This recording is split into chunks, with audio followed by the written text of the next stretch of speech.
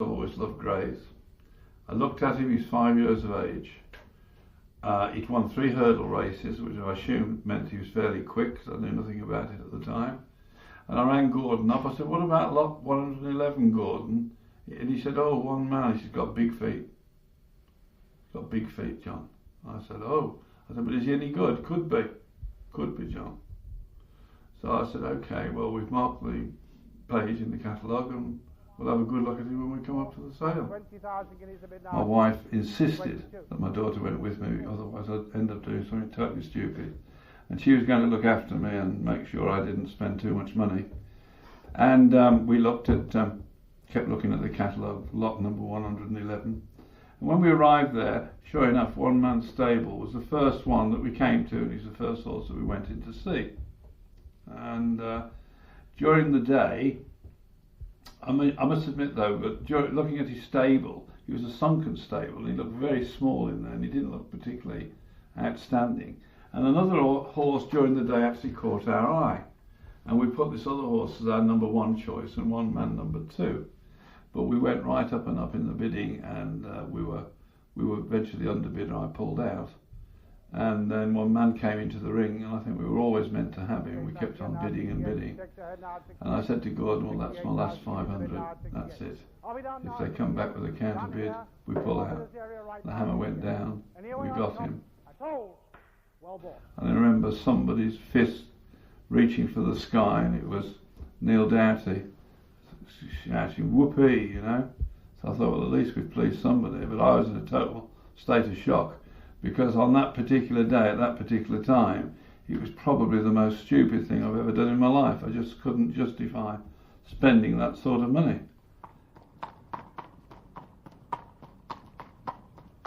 Oh yeah, I was delighted. I went and I punched the air, and I said, "Don't worry, he'll win his first 5 chases for you. There'll be no problem, you know.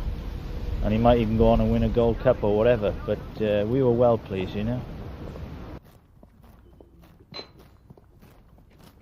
We got him off the lorry and we put all the lights on the stables, and the wife looked at him. She says, "My God, Francie, you've bought this horse with feet like this.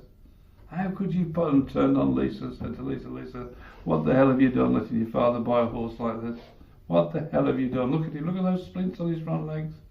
And you're telling me his eyesight's impaired. What have you done? You're an absolute fool for letting your father do something like this." Anyway, 4 races later, my wife was heard to turn around to one of my friends and say, "I think we've bought a good one here," which I thought was rather an amusing end to that little story. 68,000 guineas is a lot of teddy bears, and to make Hales sleep easier in his bed, the still quite dark grey would have to really excel over fences, the sphere that had always been perceived as his destiny. That first chase came at Ayr. I remember Gordon saying, "Well, John, if all being well, it should be fairly straightforward for him. There shouldn't be anything in this race to cause us a real problem. I expect him to win it in style." And everything did go all right until Doubts came round on him round the last bend. And the horse made a dreadful error about 3 out. And I don't know how Doubts got him over the fence. But he could have got off to a terrible start. Straight back onto the bridle as Ben and March is pushed along, but still has 3 fences to negotiate. One man, ears pricked, comes down to the 3rd last, and a little bit close, but Arches is back well. Ben and March is struggling now in 2nd place. They remain a long way clear from the other 3, rushing in 3rd place, Rushing Burn as they come towards the 2nd last. One man better there, that was the last ditch, is 12 clear from Ben and March. Then comes Rushing Burn back in 3rd, but down towards the last, and One Man, faced with 1 fence between him and a successful chasing debut, comes in to take it now. The grey shortens up, gets over it safely, just 1 heart-stopping moment 4 from home, but a nice fencing debut by One Man is going to win this by 15 lengths. In hindsight, the ease with which he shrugged off that bad mistake 4 out was the hallmark of class, and 3 more wins rapidly followed.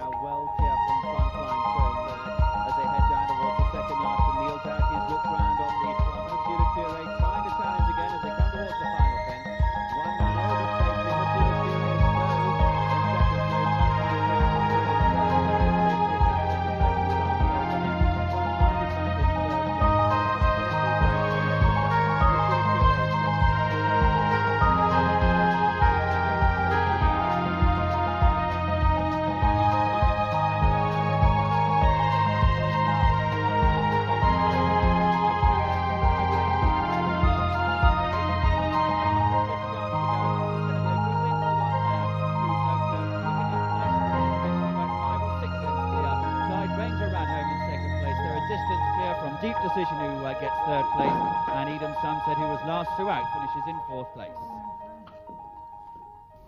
I was so nervous of the fact that I got something costing that much money 250 miles away from my home. I think Gordon probably thought I was a rather very nervous new owner that he'd got, and I was probably found myself ringing him up every night to make sure the horse was okay, you know. But Gordon, it was a strange thing. Gordon had a very close affinity to that horse from the very start. It became his favourite horse. He was his hack. Not because he necessarily preferred it to any other horse on the yard, but Gordon had back problems over the years, and he found him a particularly comfortable ride. And obviously the horse was always well behaved.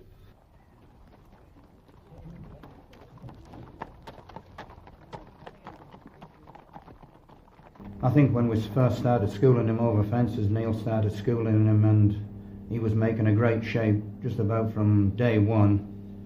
And I think Neil and Father were pretty hopeful that we had a very nice horse on our hands. But I suppose the first time that we really knew we had a very good horse would be at Ascot when he won the Reynoldstown.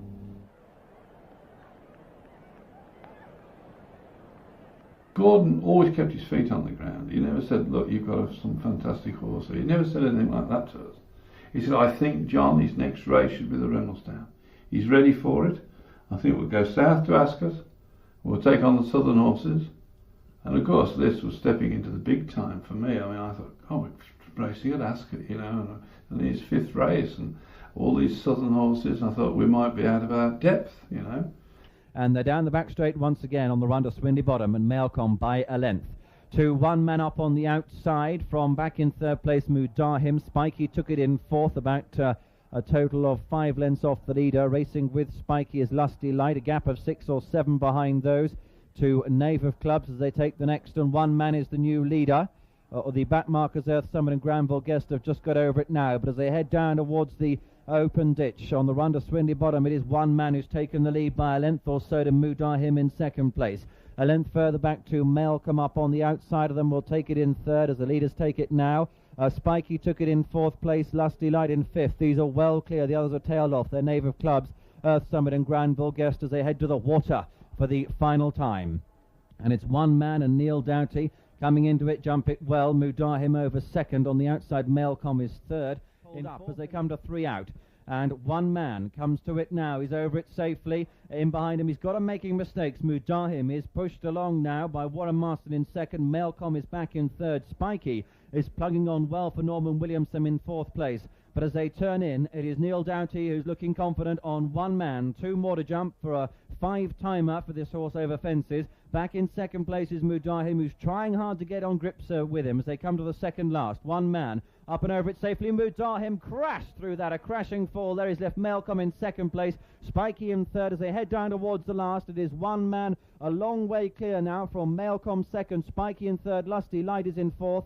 And it's one man coming towards the final fence now. Malcolm driven through in second place, but at the last, one man up and over safely. Malcolm has got to win 5 or 6 lengths and is trying hard on the run in. Spikey is back in third place, but it's a good win for one man in the Reynoldston Novices Chase as he heads towards the line. He's won it well. Malcolm back in second place. Spikey is in third. There will be only 4 finishes. Lusty Light is the last one to get round. And that's it, they're away. And Captain Dibble the first to show as they come to the first of the 21 fences. Sipton Abbey going up to join him. Tipping Tim on the inside, then Country Member and Deep Bramble, and over the first. And Captain Dibble landed in the lead, and they're all safely over the first and making their way to the first of the ditches now. Captain Dibble the leader from Country Member and Sipton Abbey, and on the inside is Tipping Tim, then Cogent on the outer, and then comes the grey one man. Behind one man is Deep Bramble, King's Curate, and behind King's Curate is Commercial Artist with Lord Relic. Coming to the third, Capability Brown is the back marker at the moment, with Dubacilla another back marker, and Captain Dibble landed over there with Country Member, who put in a terrific leap on his outside, or the near side to us that is, but still Captain Dibble the leader from Country Member, Cogent nearest to us, and then comes Sipton Abbey as they jump the fourth. Tipping Tim came next. Capability Brown jumped at 16th, and 15th was Dubacilla, and 14th was Martimick. Captain Dibble at the 5th. lands in the lead. Cogent has made good ground just in behind the lead. But it's Captain Dibble on the right as we see them now. Cogent on the left. Between horses is Sibton Abbey. Over on the far left, the Irish Challenger, Commercial Artist. The grey one man not far behind him. And then on the inside is Country Member. But Captain Dibble and Cogent the 93 winner, disputing it at the moment. From Commercial Artist in third under Graham Bradley. And then comes 4, Sibton Abbey. Then the grey one man as they race towards the cross fence now for the first time. This will be number 6 of the 21 fences, and Cogent landed over that in the lead. Cogent the leader from Captain Dibble and Commercial Artist, then Sibton Abbey on the inside of one man. Deep Bramble comes next, and just in behind them Country Member and Give Us a Buck. Another plain fence now before the first open ditch, which is number 8. And as they come to it, Captain Dibble over on the far side, Cogent towards the left, or near side to us as we see them. Cogent landed in the lead from Captain Dibble and Commercial Artist. Just in behind Commercial Artist, Country Member and Sibton Abbey and Deep Bramble, and behind them one man. An open ditch now. Cogent landed in the lead, and they're all safely over that ditch. And coming down to the next, number 9, and Cogent still the leader from Commercial Artist and Captain Dibble over the 9th, and then one man and Deep Bramble, Sibton Abbey. Behind them, Fighting Words. Capability Brown is still just about the back marker. As they come to the fence, it'll be the last next time round, and Cogent the leader by 2 from Commercial Artist, Captain Dibble and Sibton Abbey. Then comes Lord Relic, and on the near side Deep Bramble, Give Us a Buck and one man, and Fighting Words, and on the far side Tipping Tim with Chatham, and just behind them Dubacilla making a little bit of ground, and then Martimick over the water, and Cogent is the leader by 2 from Commercial Artist. One man moves up into third place with Sibton Abbey on his inside, and then Fighting Words, then Captain Dibble and Deep Bramble, and behind them Country Member, and then Lord Relic, and on the outside Give Us a Buck, and King's Curate has dropped back to last. They go out into the country now, and Cogent, the 1993 winner, is still leading the field from Commercial Artist for Ireland, then another previous winner, Sibton Abbey, then Fighting Words on the outside of one man, and then Deep Bramble, and behind them Captain Dibble, and making ground on the outside is Dubacilla, and over that one still Cogent. A mistake by Dubacilla, who lost about 4 or 5 places at that one. Third of the ditches now, Cogent from Commercial Artist, then one man who goes into third, then Sibton Abbey, Fighting Words on the outside, then Country Member, Give Us a Buck, and then Deep Bramble, then Dubacilla getting closer once again, being tracked by Martimick over the 14th, and Cogent once again the leader. Cogent the leader from Sibton Abbey and Commercial Artist. Brad going the shortest way on the inside on Commercial Artist, going up to dispute the lead, in fact, now as they come to this 1-7 out. Cogent from Commercial Artist. One man, the grey, just in behind the lead, then Fighting Words on the near side. Lord Relic is very well in contention. Cogent and Commercial Artist, 6 out now. Cogent lands in the lead once again from Commercial Artist. Then comes one man with Tony Dobbin, hasn't moved a muscle on him yet. Then comes Sibton Abbey behind them. Lord Relic going well, then Country Member over on the far side. Chatham, a previous winner, next. Then comes Fighting Words, but still Cogent the leader.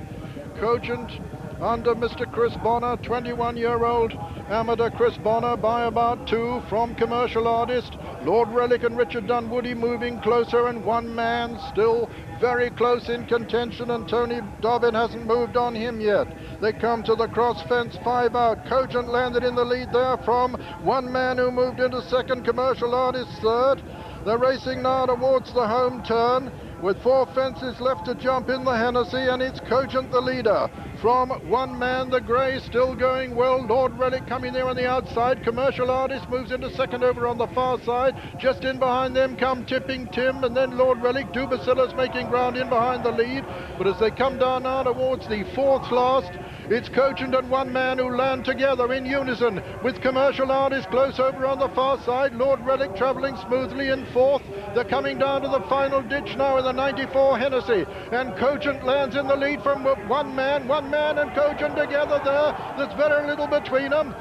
It's one man on the near side, Cogent on the far side, Commercial Artist just in behind them, Lord Relic, and one man landed in the lead there for the North for Gordon Richards. It's one man, the leader, from Lord Relic in second, then Cogent and Commercial Artist. One fence between one man and victory. Hasn't been asked a question yet. One man jumps it clear of Lord Relic in second and Commercial Artist third and Cogent four. They're racing into the closing stages, and it's one man being chased all the time by Lord Relic, but it's one man who's going to hold him and win it. One man wins the 1994 Hennessy Cognac Gold Cup, and he wins it in a canter with his ears pricked, and Lord Relic is second and third. Commercial Artist. Over the next, it's still Mary Gale who leads. Mary Gale the leader, Young Hustler, Barton Bank, and then comes Valder Lane, Algan, and Richard Dunwoody not giving up the inside to anybody on one man. The Monsieur le Curé, Master Oates, and then Colton and Brief Gale is at the back of the pack, and they begin the turn out of the back straight. And they head down towards fence number 9. And it's Mary Gale on the outside of Young Hustler, and stride for stride they are. Barton Bank in third, and then we have Valder Lane in 4, followed by one man, the grey, attacking well in 5. The red colours of Algan out wide, the orange jacket even wider, Monsieur le Curé rising at the pond fence, the 9th in this King George triple print chase. Colton towards the back, the blue colours is Brief Gale, that's well in arrears as well. They head down towards fence number 10, and they've completed a mile at helter-skelter pace, joined up front by Mary Gale on the outside of Young Hustler, and then we have Barton Bank and one man, the grey. 2 lengths back to Master Oates in the black and yellow, the orange, Monsieur le Curé. The dark blue with the black cap, that's Valder Lane as they leap this ditch. Then comes Colton and Brief Gale out the back, and so the order as they come up past us with a circuit to go is that it's Young Hustler leading, 2 in second place, Mary Gale, then one man and Barton Bank and Monsieur le Curé and Master Oates and Valder Lane and Algan, and then Colton, detached by about 10 lengths, was Brief Gale, who was taken out by the fall on the back of Book of Music, and it looks as if that fence is going to be omitted next time. So it's a Young Hustler leading as they swing right-handed. 2 in second place, Mary Gale, then Barton Bank the inside and one man. Then we have Master Oates going the shortest way on the Charlie Swan. That's a horse with a noseband.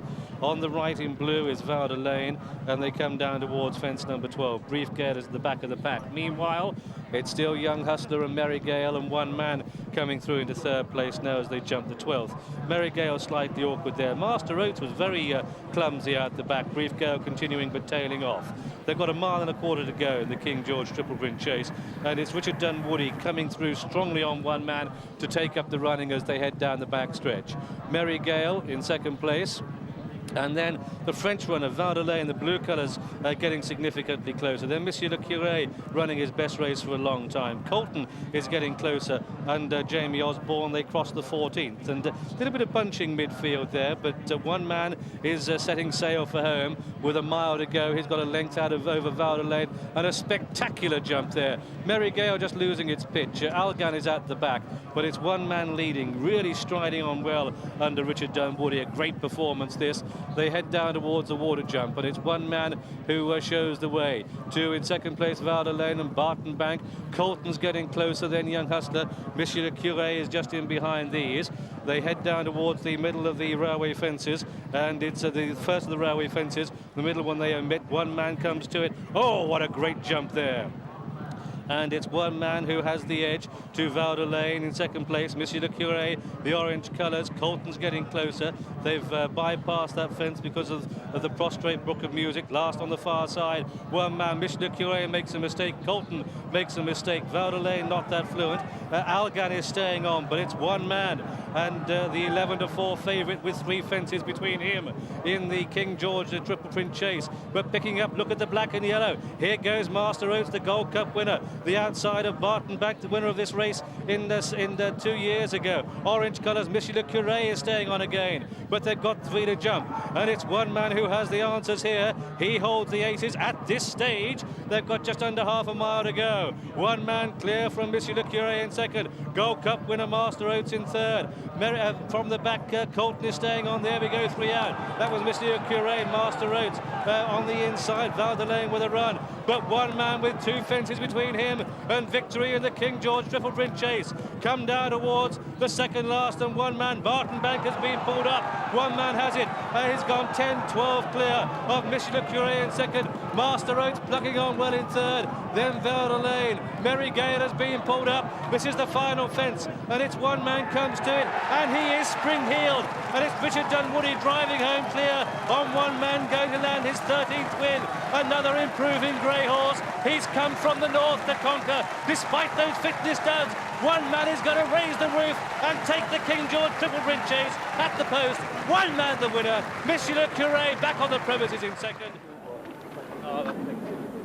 And they've been asked to take a turn. Plenty of pace assured here. Mr. Mulligan we expect to go on Barton Bank.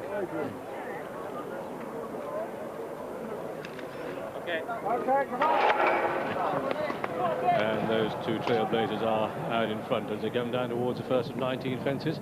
Mr. Mulligan has the edge to Barton Bank, clear of Strong Promise and One Man and Rough Quest. And they take the first now, which they're all safely over. And it's Mr. Mulligan that leads to Barton Bank in second place, and then Strong Promise and One Man and Rough Quest as they take the first of the ditches they have to jump. And the Strong Promise gave him plenty of air. And it's Mr. Mulligan that has the edge here to Barton Bank in second place. So the cards being played very much as we expected them to be, with Mr. Mulligan blazing the trail to Barton Bank, winner of the race 2 years back, and then the novice Strong Promise in front of the grey One Man, and the national winner Rough Quest held up 5th of the 5 as they level up down a stretch of the track that 4 fences to jump. It's a plain one they're coming to now, and it's Mr. Mulligan that leads. Mr. Mulligan to Barton Bank and Strong Promise, and then One Man and Rough Quest. It's a strong pace, not as strong as it was when Desert Orchid took on Ranger. We were discussing that race earlier on this morning. But it's Mr. Mulligan who has it too. In second place, Barton Bank, and then One Man on the inside of Strong Promise, and then Rough Quest, and they've jumped 4. So it's Mr. Mulligan at the head of affairs to Barton Bank, and then Strong Promise and One Man and Rough Quest. Head towards fence number 6. They're quickly at it, and it's Barton Bank, Adrian Maguire moving through the inside of Mr. Mulligan. They're 8 lengths clear of Strong Promise, One Man, and then Rough Quest still going to be played late for Mick Fitzgerald. And they come to the end of the first mile. This for Thames King George, and it's Mr. Mulligan that leads. To Barton Bank in second place, and about 6 lengths back there to Strong Promise, the outside of the grey One Man and Rough Quest. A line of 3 fences on this stretch of the track, coming towards the 7th fence they'd take. And it's Mr. Mulligan to Barton Bank in second place, and then Strong Promise and One Man, and then Rough Quest, fence number 8 now. Mr. Mulligan comes to it, pops over by a length or so to Barton Bank, and then Strong Promise and One Man and Rough Quest. And this will be the last next time round. And really a colossal crowd here at Kempton, and they saw Strong Promise just dive at it, but it's Mr. Mulligan who leads under champion jockey Tony McCoy, clear by about 3 or 4 lengths to Barton Bank in second, and then Strong Promise the outside of One Man, and then Rough Quest at the back of the pack. So they swing right-handed. Rough Quest just changes legs there a little bit. It's a little bit scratchy as they race away down towards the water jump, and it's Mr. Mulligan blazing the trail. Mr. Mulligan to Barton Bank in second place, and then Strong Promise and One Man, and then Rough Quest. They've completed a circuit, and they head down towards what was their first, is now the 11th, at which Mr. Mulligan leads, and Tony McCoy just increasing the tempo a little bit. Rough Quest safe at the back, and the next one they take is an open ditch, fence number 12, and it's Mr. Mulligan coming to it. He's over in the lead to Barton Bank and Strong Promise. Now One Man, Richard Dunwoody, is given the leader a good 8 or 10 length start on this champion chaser, and Rough Quest is 4 lengths behind him. One Man the 13-8 on favourite, Rough Quest at 4-1, Strong Promise 6-1, Mr. Mulligan down to 13-2, Barton Bank at 10-1, all to play for, a mile to go, 7 more fences to jump. And gentlemen, will they catch the one in front, Mr. Mulligan? Yeah, well, he's certainly going a good gallop. He's jumping really well for Tony McCoy, and at this stage, I'm pleased to see Richard Dunwoody moved away from Barton Bank. He wouldn't be the horse you wanted to be tracking, but he's a horse who comes onto the bridle very quickly, one man. He's just got a slap down the shoulder there, and if I take nods on about him, I think I'll be beginning to get us slightly concerned. He's about 5 lengths adrift, is one man, the odds-on favourite, the King George, but it's still with 5 more fences to jump. Mr. Mulligan who leads, Barton Bank in second place. One man hard on the bridle now is Mr. Mulligan, who just nods on landing there, and Barton Bank makes a mistake and blunders away. So it's Mr. Mulligan to one man in second place. This is the fourth from home. Mr. Mulligan over to one man, and now Rough Quest, the outside of Barton Bank. And the novice Strong Promise said can't live with them as they start to turn out of the back straight. And it's Tony McCoy on Mr. Mulligan. Clear by about 5 lengths, by 4 lengths now to one man in second. And Rough Quest is in third place. And they're turning for home. And it's one man under Richard Dunwoody going for his 4th King George win on the grey. One man, the odds-on favourite, coming up the outside of Mr. Mulligan and Tony McCoy. They're in the home straight, 3 to jump, and it's one man who leaps into the lead to Mr. Mulligan. Rough Quest in third place, and they've got 2 more to jump now, and it's one man the outside of Mr. Mulligan, 2 out here, and one man to Mr. Mulligan in second. Rough Quest in third, Barton Bank, and then Strong Promise, but it's bar a fall for one man as he comes down towards the final fence in the Pertemps King George, and it's one man cleared by 6 lengths. This is the last. He's over safely, and Mr. Mulligan falls at the last. Rough Quest through the second place, and as he races up towards the line, it's one man cleared by 12 to 15 lengths, and at the line, one man is going to take it, Pushkan, but he wins it. One man is the winner. Rough Quest an honourable second, Barton Bank a brave third, and finishing 4th of the 4 is going to be Strong Promise. Mr. Mulligan's on his feet, and so too Tony McCoy. And so the result then of this Thames King George has gone to the easy to back odds-on favourite, one man, the colours of Sir John Hales, trained up in Cumbria by Gordon Richards and ridden by Richard Dunwoody, his 55th winner of the season, but more importantly his 4th King George. He becomes the first jockey so to win 4 King Georges. Second horse home is number 6 Rough Quest, ridden by Mick Fitzgerald, who looked after the horse on this fast ground. The third horse home is number 1 Barton Bank, the man of Adrian Maguire, who made one unnecessary blunder on the far side really, and that took away his chances. The novice Strong Promise could never live with them, but a classy performer in the centre of excellence.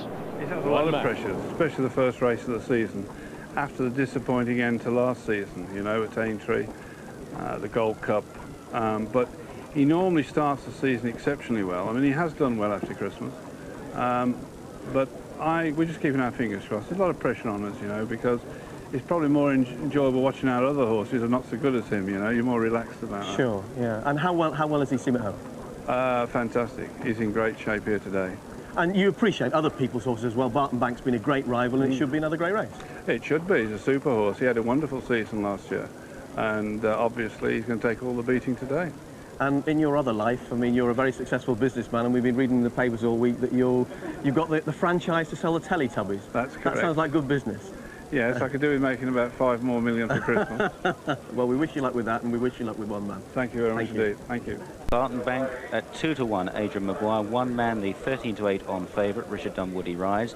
Hermes Harvest, Visored, 10 to 1. Seamus Durack, who's already been in the winner's enclosure today. And Master Boston, the 50 to 1 outsider, ridden by Woody Dwan. So in all, to all intents and purposes, a match between the front 2 in the betting, but the other 2, Hermes Harvest and Master Boston, are good horses in their own right. There's Hermes Harvest on the left. His lass, Angela Power, has already won a prize because she got the Best Turned Out award of £50. And this horse representing the combination of Di Williams and Seamus Durack. Seamus can't claim here. He's a £7 claimer because of the value of this race and the fact that it's a conditions race, not a handicap. He doesn't draw his allowance. And won really well at Market Racing last week, but if you put it into context, he raced off a handicap mark of 122. And when you think that Barton Bank, when he ran in the Whitbread last year, competed off 157, you realise just how stiff his task is. Master Boston, the grey, sweated up a bit. That's typical of him. He's having his 13th race at Wetherby, and he has been a good servant to Bob Woodhouse and Mr. Oldham.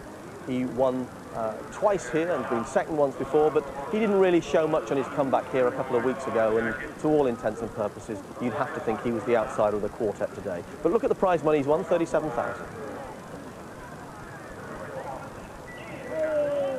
Willie Dwan, who rides for Jimmy Fitzgerald mainly, and has come in for more opportunities with Paul Carberry claimed to ride elsewhere today, and Mark Dwyer, of course, still absent. But he was a big outsider when we last looked at the betting. Here's another check. One man is shortening up, 7-4 on from 13-8 on. Barton Bank easing out to 2-1 from 6-4, but there's a bit of a run of money for Hermes Harvest from 14s to 12s, now 10-1. Master Boston remains the outsider, 50-1. One man gets his colour from his grandsire, General Ironside, by Seahawk. This is a really sturdy, compact individual, but such a fine jumper when he's going well. He seems to be able to hop off either leg, very quick through the air, very, very accurate, carrying plenty of condition, but to me he doesn't look any bonnier or burlier than he did when reappearing here last year. 29 runs, 16 wins, and the winner of 13 of his 17 completed steeplechases. He's been a fantastic horse, and Barton Bank, maybe not quite so prolifically successful, but been around longer, overcame a fractured pelvis as a young horse, and you think how many fences he's jumped since then. That says wonders for his constitution and his courage. He seemed to have a problem at one stage of his career for quite a long time, in that he didn't really fiddle or shorten well enough. But there's his career record, 33 runs, 11 wins, £174,000. No wonder his owner, Jenny Mould, loves him to death, and all David Nicholson's staff should think they're extremely fond of him too. Horses of his ability and his courage, his durability. Remember, it's the tendons that take so much of the strain with a steeplechaser, and he's never, touch wood, had a spell off with any serious leg problems. Barton Bank, he's a big rangier horse, and on his day a really good chaser. Successful here in 93 and 95, unlucky in between, and then outpaced by one man in the closing stages. They start in front of the stands for this. They've got 18 fences to jump, and they sweep away for about 2 furlongs before meeting their first obstacle. They're quite often going a good lick when they get to the first. They'll be lining up shortly. It's an interesting one. Yes, sir. Lining up then. And away they jump with Barton Bank, the first to step away from the tapes, with Hermes Harvest on his inside. 12 months ago, Young Hustler took on Barton Bank, and looks as though Hermes Harvest might take him on here as they make their first turn. They've got a long run till they jump the first fence. They run down the side of the course and then enter the back straight. One man is settled in 3rd place, and Master Boston last of the 4, the 2 greys together at the rear. So about to swing left-handed into the back. A line of 5 fences down there. They jump 18 in all in this Charlie Hall chase, and the 2 leaders have set off pretty fast. It's Hermes Harvest on the inside of Barton Bank as they approach the first, which is a plain fence, and they're a good 7 or 8 lengths clear of one man and Master Boston. At the first then, and Barton Bank led. Hermes Harvest wasn't too clever there, neither was Master Boston for that matter, in last place. On towards the second. This is an open ditch. Barton Bank certainly attacked the first with a great deal of enthusiasm on this his return, and again over the second. 8 out, about a length from Hermes Harvest. They're clear of one man and Master Boston. Over the water, the third. Barton Bank lands in front again. Hermes Harvest, a recent winner at Market Raisin, driving up his inside. And they continue clear over another plain one. 2 leaders, not much to choose between them there. Barton Bank on the left in the green jacket. The light blue, the visored horse is Hermes Harvest on the near side. And they continue well clear of one man on the inner of Master Boston. Over the last in the back straight, and they all land safely over it once again. Barton Bank wide of Hermes Harvest. Hermes Harvest, who's owned by 93-year-old Barbara Palmer. But she's not watching at home on television, apparently. She's gone off to play bridge today. She's got a video. They're clear. The front 2 of one man and Master Boston. Into the straight with well over a circuit in front of them then. Barton Bank just about has the lead, but Hermes Harvest keeping his company. No surprises, no mistakes so far. Let's hear the words now from John Frankham. Down at Yeah, it might only be 4 runners, Simon, but they've gone a good clip. This Barton Bank, just look, he really propped going into that fence. That's something that he wouldn't have done so far in his career. With Touchwood and hope we're not tempting Providence, this is by far the best I've ever seen him jump. And look at that, he'd have gone and breasted that a couple of years ago. Really does seem to have got the knack of getting over these obstacles. The other two, Mr. Boston and one man, just getting a little bit closer now, but looks to be really thoroughly enjoying himself, Barton Bank, and set up for a really good racing prospect. Oh, one man just still tugging at Richard's arms. They've slowed up maybe just slightly, and he's a horse who's not that easy to get right, because he can get there very easily, and then all of a sudden you find yourself in front a long way before you'd like to.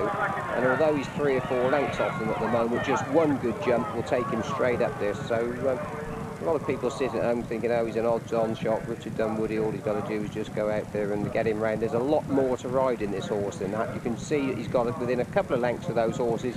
All of a sudden he picks the bridle up, he wants to go and take them on. Fascinating race, and plenty still to come. Yes, it'll be interesting to see how it unfolds down the back. Barton Bank and Hermes Harvest still going head and head. One man closing up a bit in 3rd position now. I'm told he won't be going for the Gold Cup this year. There'll be other targets for him. Twice a flop at Cheltenham on the big day, remember. Barton Bank looked tremendous beforehand, and as John was saying, has put himself right at some of the obstacles. When he was wrong, he put himself right. He jumped the fence in front of the stand superbly. They head on down towards another open ditch. Barton Bank over first. Hermes Harvest, one man getting significantly closer now and leaving Master Boston well back in 4th place. A water jump. Barton Bank, fluid in front. Hermes Harvest still there on the inside. One man now breathing down their necks in 3rd. And finally Master Boston. 2 left to take in the back. Hermes Harvest still taking on Barton Bank in front, and jumped that one well. Hermes Harvest, the former hunter chaser, Barton Bank, and then one man back in 3rd, and Hermes Harvest takes over now, the last in the back straight. Barton Bank could do with a good jump there, and he got one. On the inside, one man still just stalking the front 2, waiting to pounce as they now leave the back straight behind them. Hermes Harvest driven along. Just wonder if Adrian Maguire might have given Barton Bank a quick breather there down the back straight. He's still going well enough on the outside, but one man there looms large, the grey horse in 3rd position, as they now swing out of the back straight. They've got 4 fences left to take up the home straight. The first is an open ditch, and it's a fence that Barton Bank has had problems with in the past. We'll have to see how he takes it. One man now creeping up on the outside of Barton Bank.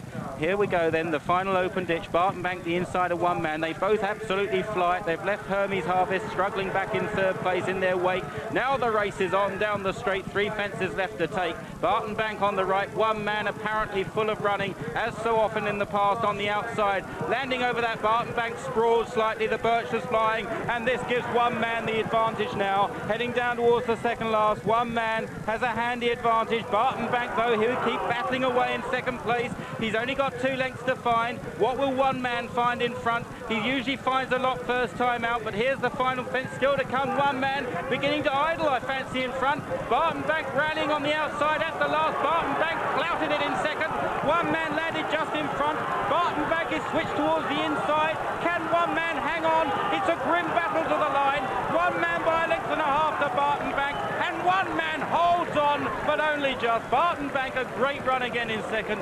They're well clear of Hermes Harvest and Master Boston in 4th place. Well, one man had to buckle down, and he delivered for Richard Dunwoody. It began to look a bit desperate going to the final fence. I just wonder how that mistake at the last may just have cost Barton Bank very dear. He's gone down by about a length and a half, I'd say 2 lengths, but one man wins this Charlie Hall chase for the 2nd year running. Begins his campaign as he started the 1996-97 season. And what a race it was down the straight. It warmed up going to the 4th last, and Jim, they were superb at this. Well, they were both brilliant there. One man sent on earlier than usual by Richard Dunwoody. Adrian Maguire at the far side, now squeezing for a bit of speed. It's not so much fitness yet. They're both still going well enough here. 3 out, look so nimble and accurate, the grey horse, whereas Barton Bank doesn't jump it that badly. He just drags his legs through the birch, but it doesn't help at this stage. You want a bit of speed, you're looking for a bit of stamina, all-round fitness. Here again, one man gets in close but fiddles accurately, jumps 2 lengths clear there, going down to the last, so you can see him start to tire. Look at the reins begin to slacken, look at Richard Dunwoody's legs, his horse is beginning to tire. If Barton Bank can find another effort, it could still be a race. They're close there, but Barton Bank clips it again, and he's suddenly very, very tired. He's had enough for today on the run-in. One man driven out to make sure, but the difference there is that the Barton Bank has got tired in the closing stages. There's 2 lengths in it at the line. They were level at the last. Audrey Walker there with Richard Dunwoody and one man. You saw delighted John Hales run in to greet them as they pulled up just before we went to that replay. And one man by remainder man wins this for a 2nd year in a row. Really does it in superb style. And isn't it good to see him back after exiting at Liverpool with a broken blood vessel, a sorry sight. And he's a long way off the middle yet, but the applause is starting to ring out.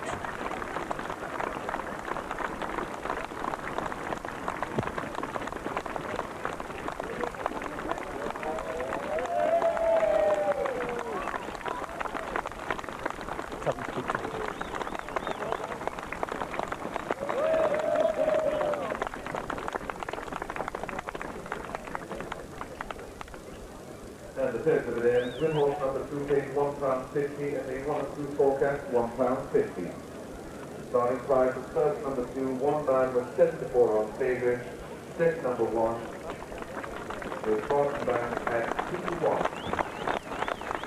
That's a fine performance by one man. 7 to 4 on favourite. Second number 1, Barton Bank at 2 to 1. And third number 3, Hermes Harvest at 10 to 1. The totes, the win paid 150, dual forecast 150, and the straight forecast 196, and 4 round. The front 2 a distance clear of the third. At St. Cloud today, a big race there. The Criterion de St. Cloud went to number 6, Special Quest, trained by Cricket Head, ridden by Olivier Deleuze. Second number 2, Azakir, Frankie de Torres mount, riding for Godolphin. And third number 1, Dame Marty. 7 round there in France.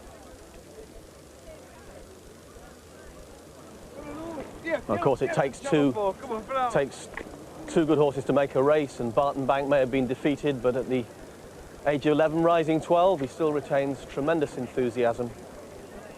And there's the winner, one man, and the delighted Gordon Richards, Richard Dunwoody, and there's Adrian Maguire, Jenny Mould, David Nicholson. David's got plenty of problems of his own at the minute, personal problems with his mother's not being at all well. Let's hope that she recovers. She's in hospital. Maybe she's been watching this afternoon. And when you get horses that do as much for you and for the public, there is pressure involved in them. And to turn them out here, a horse like this out here, 5 years in a row, and to see him run so well, okay, he didn't win today, but he certainly gave a great account of himself. And Simon, you must have been delighted with one man? Oh, it's good to see the jump season back. These old friends return year after year, Jim. It's the big difference between the flat and the jumping game. And it's our first proper day's jump racing this new season. So much to look forward to in the next few months. I don't think one man will be going for the Gold Cup. They're talking about the King George, of course, again, and the maybe the Hennessy Gold Cup in Ireland after that. Barton Bank, his big target may well be the Hennessy Cognac Gold Cup at Newbury in November. He's currently about 33 to 1 for the Gold Cup with the major firms Tote and William Hill. But no, it's great to see one man back. Burst a blood vessel on his last appearance. That was at Liverpool, and clearly there's nothing wrong with the horse now. Well, delighted Gordon Richards. That was a lovely performance. Good performance. 2 good horses. Brought the crowd today, haven't they? 2 good horses. A pity one's got to be a loser, but that's what this racing game's about. Absolutely, Gordon. And we were talking to Mr. Hales beforehand and saying that, and you'll know this better than him because you've had a lot of good horses. Having good horses is great, but it brings pressures of its own. And the last time we saw him, he was a sorry sight at Liverpool. Exactly. I mean, it was one of them days that I thought he was, if there is a race uncertainty in racing, I thought he was one. You know, the track would suit him, I thought, and everything. I thought the whole thing would suit him, and there we go, pulled up. And Gordon, today with the performance beating Barton Bank again, obviously retains lots of ability. How happy was Richard with his performance through the race? Very happy with the performance through the race. It was just the finishing job again. He was always travelling well, jumping well. Absolutely delighted with him. Okay, he's blown up a little bit. I thought he probably would. This is why we sat in a little bit and hung on. That was our plan, and our plan was to come at the ditch, what Richard did. And everything worked out well, but we just tied up a little bit, didn't we? And Richard said he blew a bit. And we're all now beginning to, you know, we all know he's maybe a better 2.5 mile horse than he could maybe take on the best in the world at 2.5, you know. And you know what we journalists are like, we've had one plan, but we want to know the next plan. Is it still the King George? Oh yes, that's his main programme, you know, up to Christmas, but we're maybe we might leave Adoc out, you know, and go to the Peterborough and let him go over 2.5 and see how he would like that. David, Gordon Richards just said takes 2 good horses to make a race. That's the 5th year in a row you've turned this horse out, and he's never let you down. He's unreal, isn't it? I mean, to come for a championship race, 5 years on the bounce, is enormous credit to the horse. And it was, as we expected, a game of cat and mouse up the straight, and going to the last, I just thought you might get it. Well, they'd gone a good gallop. We wanted to try and give a bit more in the tank than we kept, to be fair. Hermes Harvest kept taking us on a bit. I agree with you, going to the last, I thought we might win. They both got a bit tired from the last, but I mean, they've gone a fair gallop, I think. And Gordon says he's going for the King George. Have you any idea what you might do with this horse? Oh yeah, fine. I mean, Adrian's dying to take him on again. I think we might go Hennessy, right? King George, as opposed to Murphy's last year, King George. But we should be at Kempton. It's a credit to you all. Thanks very much. The horse is a credit to racing. I mean, 5 years on the bounce. I can't speak too highly of him. Thank you very much. Cheers, James. So they're sent on their way then for this, the Peterborough Chase, 2.5 miles, and they've got 16 fences to jump, and it's the last fling that's tearing into a clear lead as they come to the first of 5 fences down the back stretch, and he jumps it well. One man in second, Kamitroff third, and then the More You Know Racing in 4, Viking Flagship, and Martha's Son sits at the back of the pack as they head down towards the water jump for the first time, at which one man closing in on the last fling. Kamitroff in 3rd place, Viking Flagship, and then the More You Know, and then we've got Martha's Son at the back. Down towards the middle fence on the far stretch, and it's still the last fling who leads, all foot perfect at it. And the More You Know, the 200-to-1 outsider, back in last place now. But it's the last fling that leads, Kamitroff the outside. This is the ditch. Spectacular stuff. One man on the inside, Viking Flagship back in 4th place. And Martha's Son, something's happened to Martha's Son, and he's been pulled up. The horse is lame, so Martha's Son is out of the race, and that is a real dampener on this Peterborough Chase. The others turn right-handed out of the backstretch, and it's the last fling leading to one man in second, Kamitroff, and then Viking Flagship. Continuing the run then towards the next plain fence, and it's the last fling leading to one man in second place, and then Kamitroff in 3rd, and Viking Flagship in 4th. The last time, the only time he's won over 2.5 miles, Viking Flagship was at that speed track Aintree. But what a good jumper he is. But there's Martha's Son, and lame on his off 4. Veterinary attendants very quickly on the spot here. This will be the last next time round, and here it's one man through on the inside of the last fling. They're strike for strike. Kamitroff in 3rd. Stable companion to Viking Flagship, who looms large now, goes through into 3rd as they come to take this open ditch in front of the stands. Fence number 8, and what a spectacular sight. One man on the inside of the last fling, and then Viking Flagship is closing in on them. Down towards fence number 9. The rank outside of the More You Know is continuing, but is virtually a fence behind still, the last fling. And, oh, he makes a mistake there, the last fling, and he's gone.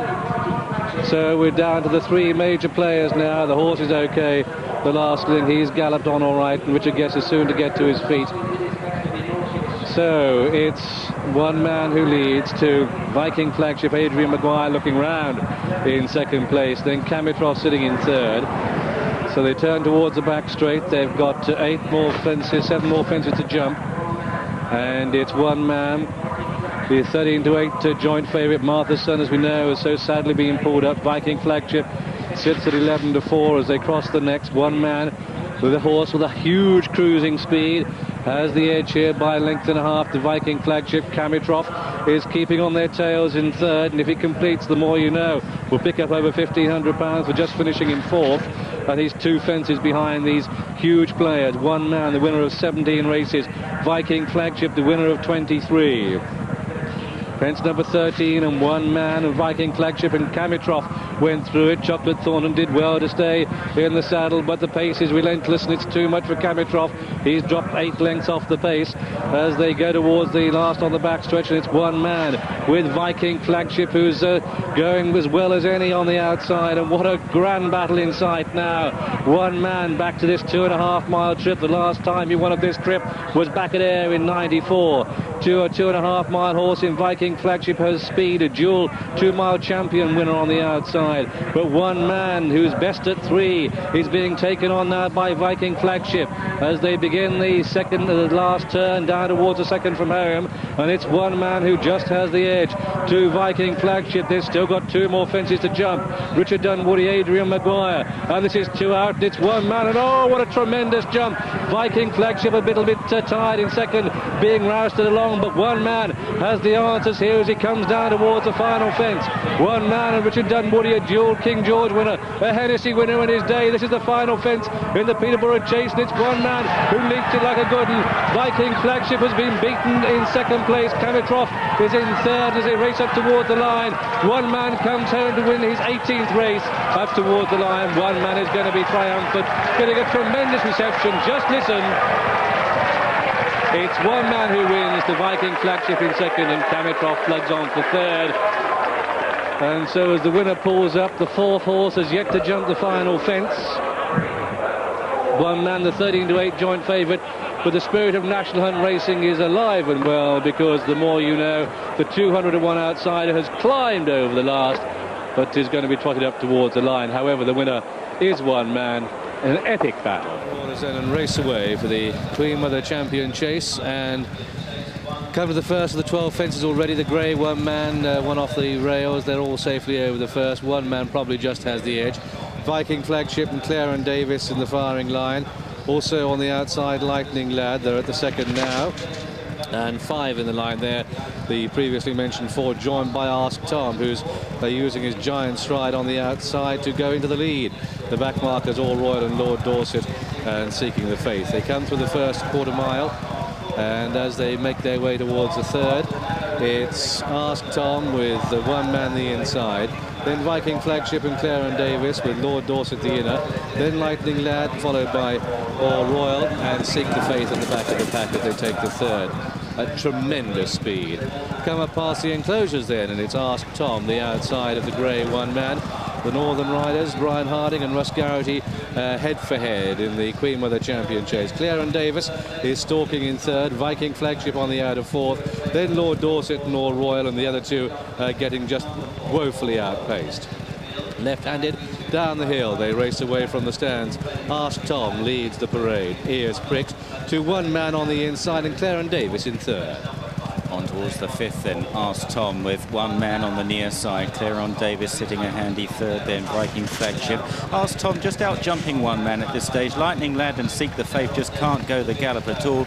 It's a real throat cutter as they head on towards the water jump, and it's Ask Tom and one man going head and head. Lord Dorset on the near side, Viking Flagship, Clarence Davis.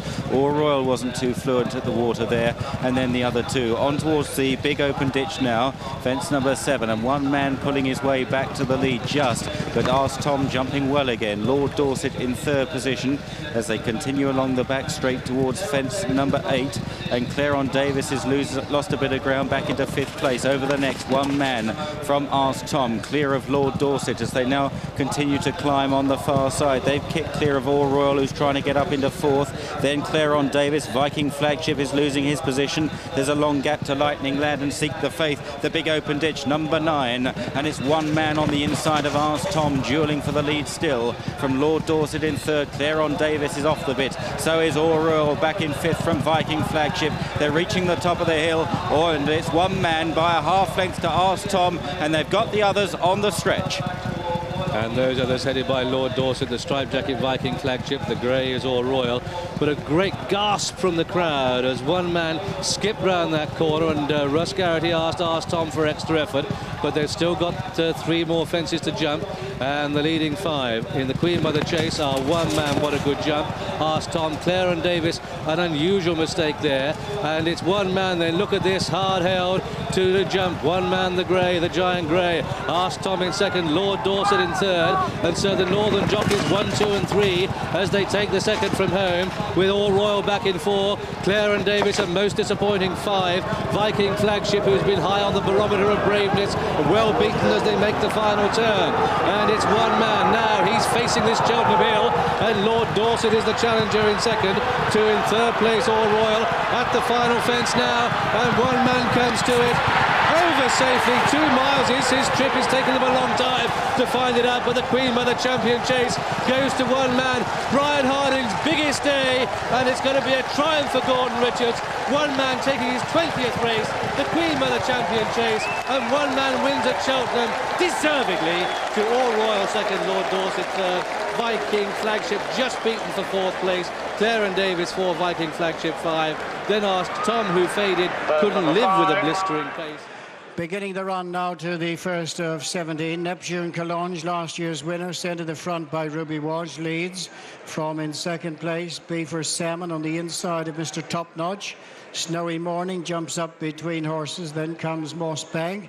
They're followed by Hoi Cloy with New Elko. And Kicking King with Sherbo just dropped in as they go to fence number 2. And Neptune Collonge lands about 4 to 5 in front of Mr. Topnotch in second. Snowy Morning followed by Beaver Salmon and Hoi Cloy, and then Moss Bank, Kicking King, followed by New Elko, and Sherbo is settled in the back markers. The 9 runners swing and race across now towards fence number 3. With Neptune Collonge, the grey, and Ruby Walsh, last year's winner, leading Mr. Topnotch and Paul Carberry in second. They're being followed by Snowy Morning, Beaver Salmon, Hoi Cloy, Moss Bank, New Elko, Kicking King, and Sherbo as they face up now to fence number 3, with Neptune Collonge in the lead, from Hoi Cloy moving up to join Mr. Topnotch, Snowy Morning, Beaver Salmon, Moss Bank, Kicking King, and New Elko, and Sherbo just the back mark. But they're tightly grouped now with Neptune Collonge just a half a length in front of Hoi Cloy, Mr. Topnotch. Slight mistake there by Beaver Salmon as they make the approach now to the turn into the straight and face up to the 2 fences to bring them up towards the stands. Neptune Collonge from Hoi Cloy with Mr. Topnotch in third. Beaver Salmon and Snowy Morning just in behind. And they're being followed by Moss Bank with New Elko, Kicking King, and Sherbo.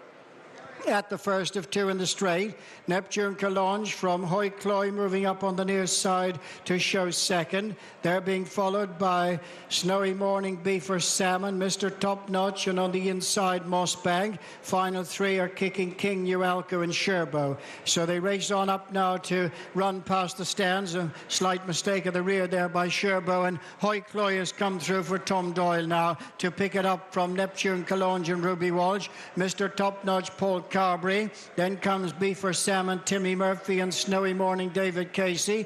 Moss Bank, Davy Russell, Kicking King, Barry Geraghty. Then comes New Elko, Niall Madden, and Sherbo gets a reminder at the back from Andrew McNamara as they go to the fence, taking them away from the stands.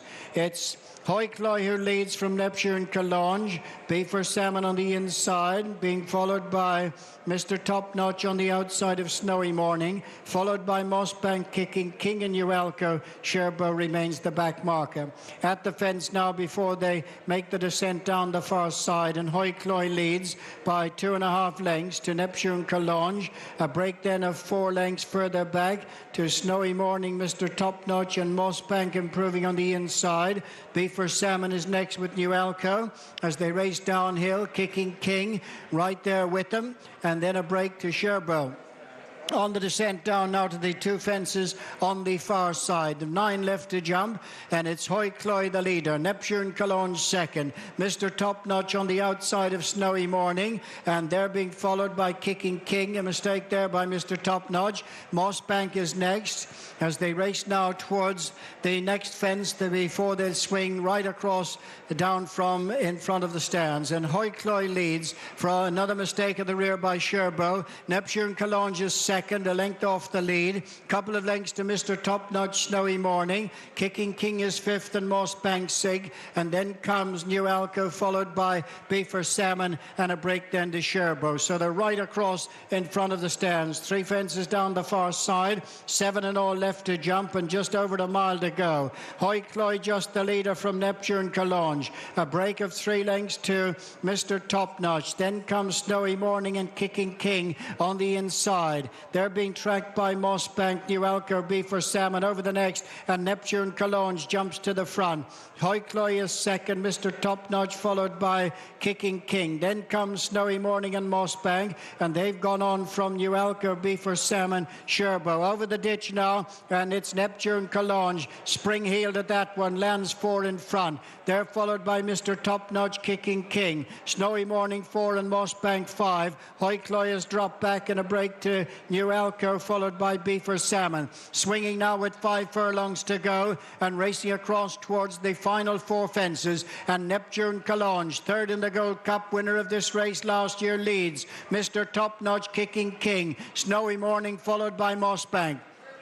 4 left to jump now in the Punchestown Guinness Gold Cup. Neptune Cologne from Mr. Top Notch in second. In third is Snowy Morning, and then comes Moss Bank in fourth, being followed by Kicking King. So they're racing to 3 out. Neptune Cologne the leader, being followed by Mr. Top Notch, then Snowy Morning and Moss Bank as they race towards the home turn. Neptune Cologne leads by 6 lengths. Moss Bank goes into second. Snowy Morning on the outside challenges for that position. Mr. Top Notch dropped back to 4. Homeward bound with 2 left to jump. And last year's winner, Neptune Cologne and Ruby Walsh out in front. Snowy Morning rallying for David Casey to try and close. In third is Moss Bank, 2 to jump. Neptune Cologne leads Snowy Morning. Moss Bank is third, Mr. Top Notch 4. Coming down to the final fence now in the Punchestown Guinness Gold Cup. And it's last year's winner, Neptune Cologne, and Ruby Walsh safely over, clear of Snowy Morning and Moss Bank, and running up towards the finish. Neptune Cologne has got to repeat last year's victory in tremendous style. What a season for trainer and jockey Ruby Walsh and Paul Nichols. Second home is Snowy Morning. Moss Bank will be third, and Mr. Top Notch 4. New Alco and Beaver Salmon in his final race. They're off and running in the 2012 John Smith's Grand National, and always right down near the inside with State of Play and Killiglenna first away. Giles Cross is going fast in the centre to be up there with Hello Button because they couldn't see. They're followed next in the field then by Swing Bill, who's very wide according to Peters there as well. Viking Blonde in the front rank with Tharawat as they charge towards the first of 30 fences. We join Ian Bartlett. Giles Cross, and because I couldn't see amongst the leaders at the first, Viking Blonde is the faller. Viking Blonde has gone at the first, the remainder over it okay. Arbu Supreme is the back marker. Swing Bill the Grey is up there with Tharawat and State of Play, and then comes Always Right. Synchronises towards the back of the field. West End Rocker has gone, and also down is Junior at the second fence. Number 3, the Grey Swing Bill, and because I couldn't see, Shakalaka Boom Boom jumped through the take the lead there. A bad mistake from Vic Venturi back in the field. Arbu Supreme is well behind the main group of runners already as they come to number 4.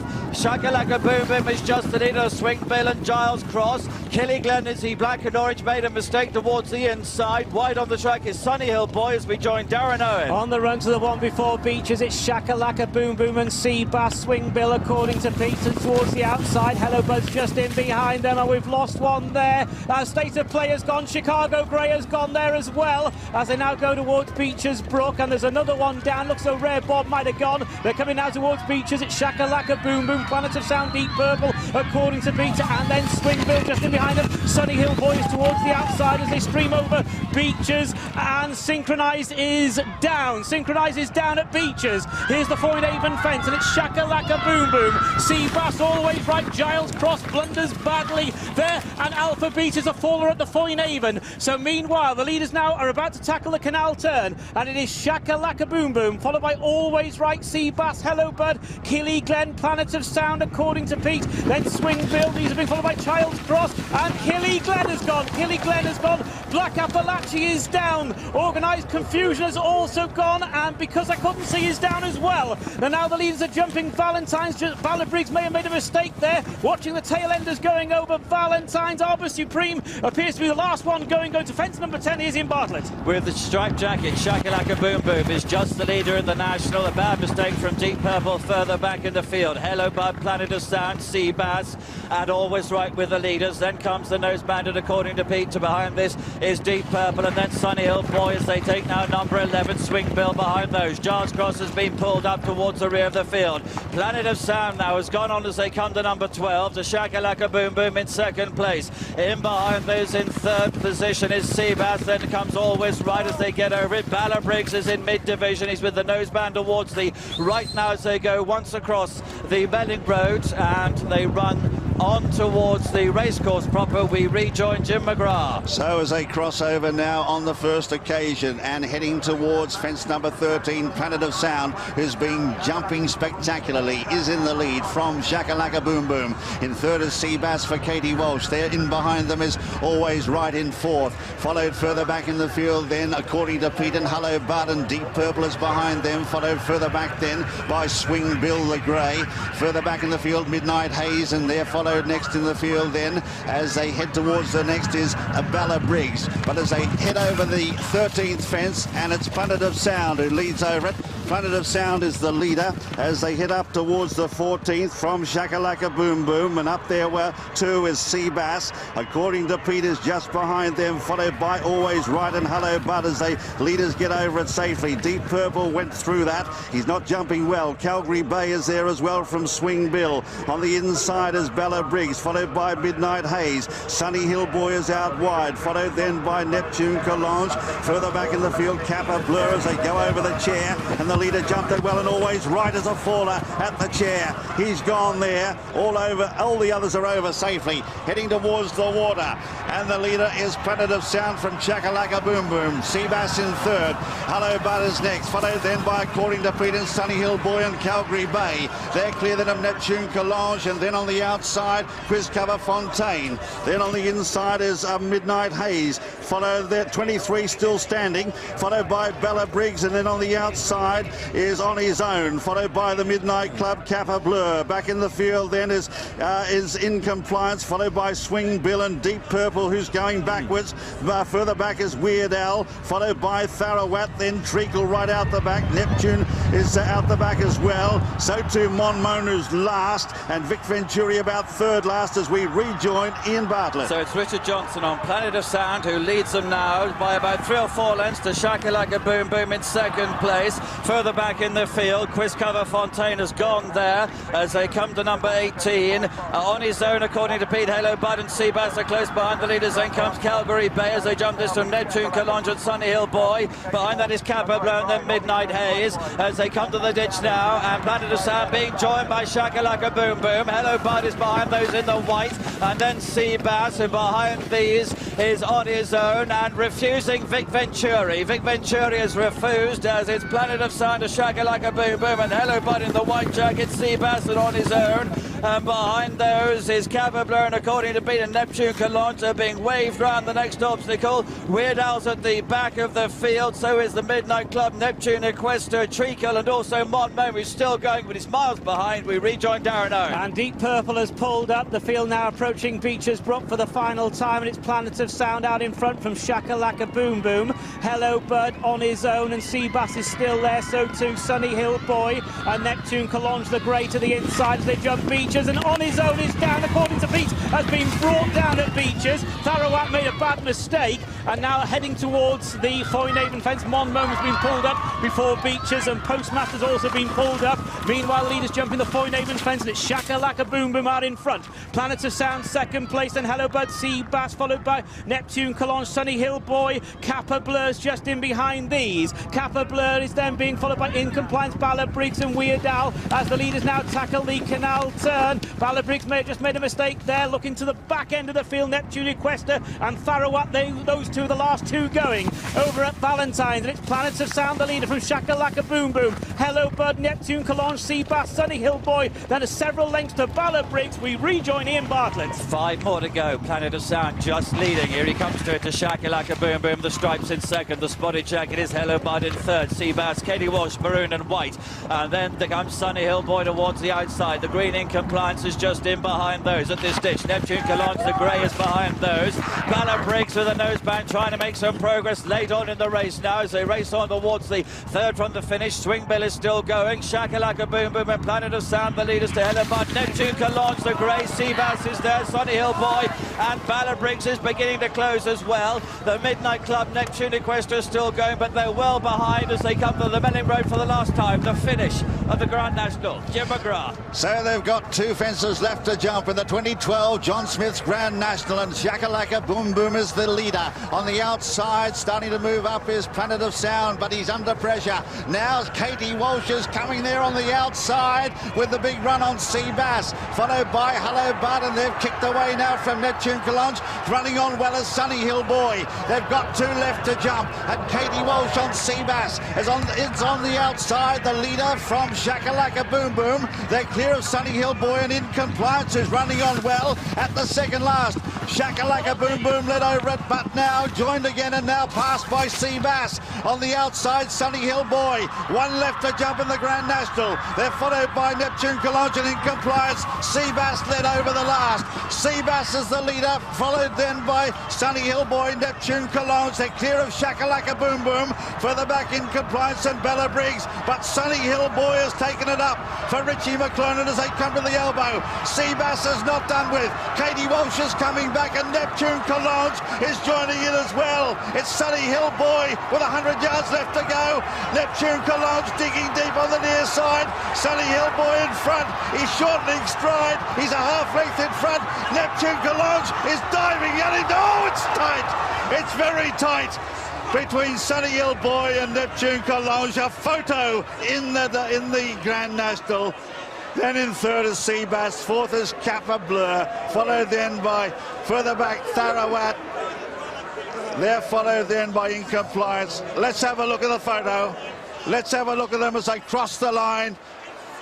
Sunny Hill Boy, the far side, near side Neptune, Collonges. Oh, it's tight. It looks like the grey might have just got there by a nostril. Neptune, Collonges and Sunny Hill Boy. Neptune, Collonges, Daryl Jacob may have snatched it in the last stride. Neptune, Collonges may have snatched it. Paul Nicholls, the trainer. Daryl Jacob, the winning rider. It's desperately tight. A desperately tight photo. There's Richie McClernand on Sunny Hill Boy. And Daryl Jacob, who on the evidence of that, what we've just seen, may have just snatched victory in the last stride. We're waiting for the official verdict. Ruby Walsh just going over Paul Nicholls there. And there he is. They're waiting for the official result of the John Smith's Grand National. And here is the result. It's number 4, Neptune, Collonges. First is number 4, Neptune, Collonges, ridden by Daryl Jacob. Second is number 26, Sunny Hill Boy, Richie McClernand. Third, number 13, Sea Bass, Katie Walsh. And fourth, number 19, Kappa Blur, Paul Maloney. That's the 1, 2, 3, 4 in the 2012 Grand National. Daryl Jacob officially the winning rider. Neptune, Collonges, the winner of the National. Daryl Jacob, congratulations. The moment that was announced, what was that like? This is so good for my best friend Kieran Kelly that died. I told him I do him proud, and you can't beat this. Daryl, just take us through the run from the elbow to the line. It looked for all the world that you weren't going to get there. What a tough horse, and I've always said to Paul, someday I will ride you a national winner. I said to him 2 years ago, and I'm just glad I've done it now. You've ridden him his first national winner, and you got your first. Well done, Daryl. Memento of the occasion of winning the Grand National in 2012.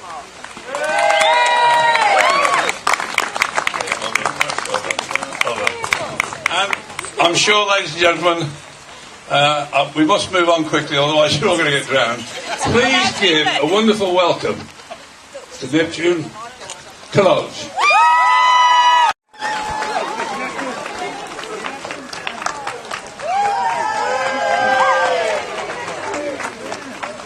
Now, Daryl is a very shy guy, but I want you to spend just a minute, if you would, and listen to him talking through the race. I do have to say, he had the most negative instructions he's ever received from any owner.